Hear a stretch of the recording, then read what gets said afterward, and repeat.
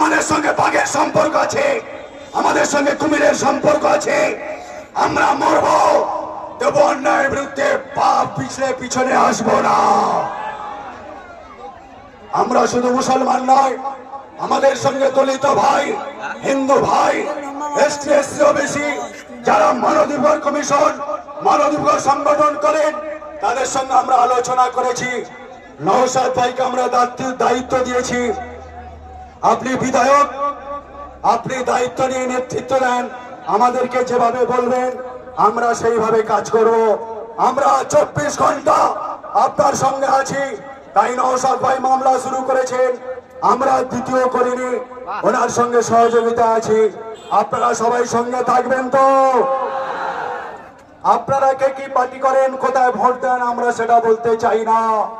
আমার ঘরের সন্তান, আমার ভাই,